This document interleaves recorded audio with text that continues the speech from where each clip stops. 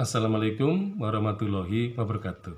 Ya, tadi kita menyinggung sedikit-sedikit mengenai bagaimana pengarsipan terhadap sumber-sumber tertulis. Jadi, bagi kalangan peneliti manuskrip, ini telah diuntungkan oleh adanya upaya untuk melestarikan dan juga memelihara manuskrip-manuskrip itu dalam bentuk mikrofilm. Artinya, semua halaman naskah, berapapun jumlahnya, mungkin ada naskah yang hanya 50 halaman, bahkan ada yang misalnya 2 halaman saja, bahkan ada yang sampai ratusan, bahkan ribuan halaman, itu semua harus difilm, difoto. Ya. Jadi nanti bagi para peneliti bisa memesan ya print ya. Jadi print out dari mikrofilm itu. Jadi ini sudah sebenarnya pada tahun 2000-an itu sudah maju dengan adanya mikrofilm itu. Jadi para peneliti tidak usah membaca yang manuskrip yang asli. Cukup dengan foto-foto atau mikrofilm, kita bisa melihat tulisan itu di layar komputer. Nah, kalau kita ingin membaca lebih mudah, ya harus dicetak atau di print out gitu ya. Nah, ini tentu saja akan memudahkan para peneliti untuk memperoleh data atau arsip yang benar-benar sebagai bentuk tertulis.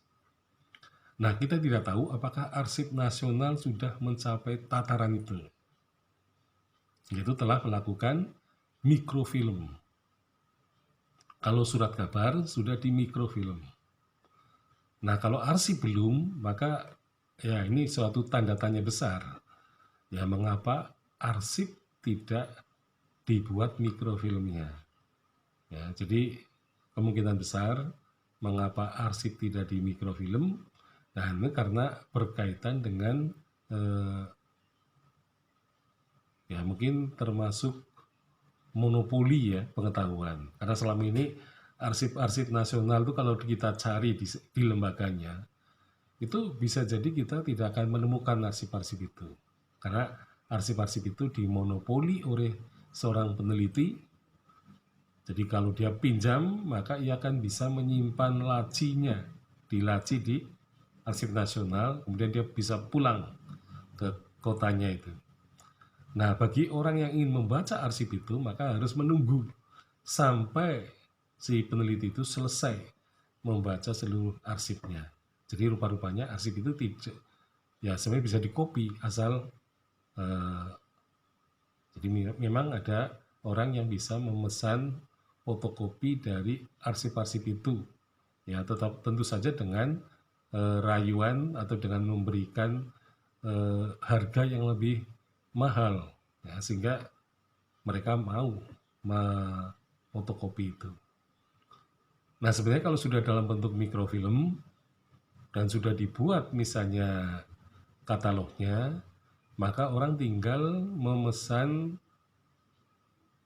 print out dari arsip itu berdasarkan katalognya. Jadi misalnya arsip politik pada tahun sekian-sekian ada berapa halaman, nah kemudian kita bisa pesan untuk di print out. Nah, nanti pihak arsip bisa menghargai print out itu berapa per lembar. Jadi pada tahun dekade 2000-an ya sampai 2010 gitu sepengetahuan saya, manuskrip itu satu halaman print out itu Rp3.000 ya. Jadi Rp3.000 kalau misalnya itu halamannya 1.000 ya kita bisa mentransfer 3 juta gitu ya untuk kepentingan mendapatkan sumber manuskrip itu. Nah, jadi sebenarnya dengan adanya mikrofilm, para peneliti akan dimudahkan terutama untuk mencari sumber-sumber arsip yang tersimpan pada lembaga yang sudah mapan gitu ya. Jadi saya katakan bahwa mencari arsip pribadi itu jauh lebih sulit daripada mencari arsip yang sudah resmi pada suatu lembaga.